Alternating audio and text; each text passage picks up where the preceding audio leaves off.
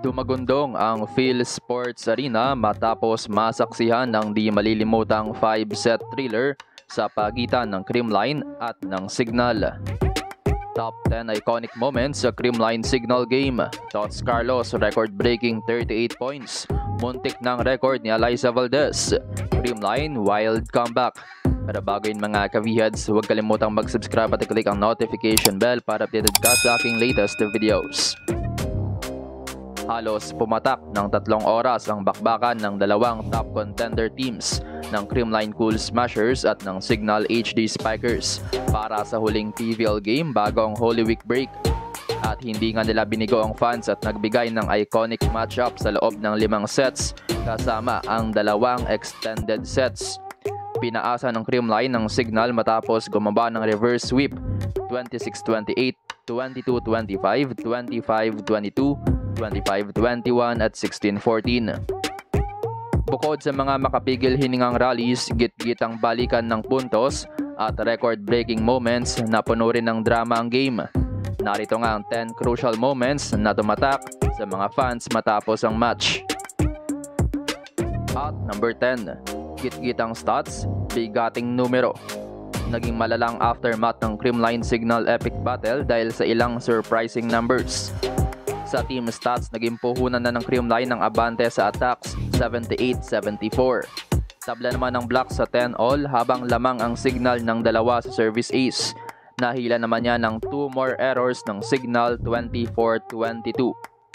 Humampas naman sa 100 excellent digs ang Creamline pero pumalo rin sa 84 ang Signal. Abante rin ng Creamline sa playmaking 36-28. 47% naman ang reception ng Creamline laban sa 44% ng Signal. At number 9, Signal epic comeback sa set 1. Naging turning point para sa Signal ang kanilang epic comeback sa set 1 mula sa bad start. Halos buong set lumamang ang Creamline bago in-unleash ng Signal ang kanilang endgame. Natapos ang set sa mega block ng Signal kontra kay Tots Carlos 28-26. At number 8, Creamline crucial blocking. Isang block lang ang nagawa ng Creamline sa first 2 sets kaya naman masasabing naging crucial part talaga ang kanilang blocking sa comeback, scoring 9 blocks sa sets 3, 4 and 5. Pinakamarami dito ay sa set 4 pero pinaka-importante syempre ang game-winning block kontra kay Ces Molina sa set 5. At number 7, Signal malas na cramps sa 3rd set. Isa rin sa turning point ng game ay ang unfortunate cramps ni Vanny Gandler at Ces Molina sa 3rd set. Hindi totally nag-shift ang momentum sa Creamline pero bumaba ang opensa ng HD Spikers dahil sa absence ni Molina. Good thing naman para sa Signal ang pag-step up ng kanilang middle blockers with Rose Doria and Riri Meneses. At number 6, Bernadette Pons, game changer.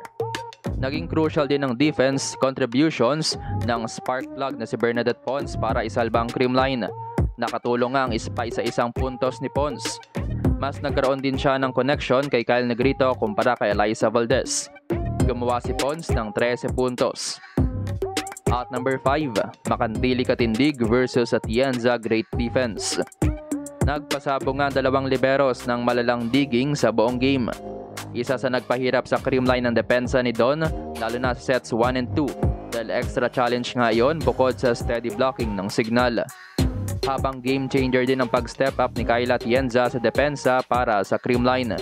May 33 digs si Katindig at 28 naman kay Atienza. At number 4, Chai Troncoso, 2 straight aces. Naging memorable din ang dalawang sunod na aces ni Chai Troncoso sa crucial part ng set 5, giving 3-point lead para sa Signal 13-10.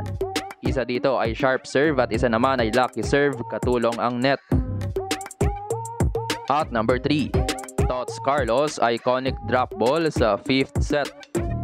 Naging iconic naman ang featherweight drop ball ni Tots Carlos sa set 5 para itabla ang match 14-all. Marami nga ang nag-expect ng hard hit mula kay Tots Carlos na kilala sa mabibigat na palo pero isang crucial decision ang ginawa ni Tots na i-drop na lang ang bola sa likod ng blockers. At number 2, Tots Carlos gumawa ng PVL record. Gumawa naman ng record si Tots Carlos bilang highest scoring local athlete sa professional era ng PVL. Nagpaulan siya ng 38 big points mula sa 35 attacks at 3 blocks. Muntik nga nitong matablahan ang PVL record ni Eliza Valdez with 39 points. No doubt na siya ang player of the game matapos buhati ng scoring ng Cool Smashers. Siya rin ang sinandala ng team sa huling part ng set 5. Para naman sa number 1, Creamline 5-0 run para sa epic comeback. Gumuhit ang Creamline ng one of the best if not the best comeback sa PVL. Bukod sa reverse sweep, naging memorable din ang kanilang wild finish noong set 5. Down ang Creamline ng 3 match points, 11-14. Naibabayan sa 2 matapos ang epic ad-lib play ni Tots Carlos. Sinundan niya ng off-the-block hit mula kay Tots. Tinabla naman ni Carlos ang game matapos ang iconic drop ball. Siya rin ang nagbigay ng match point with a lucky spike.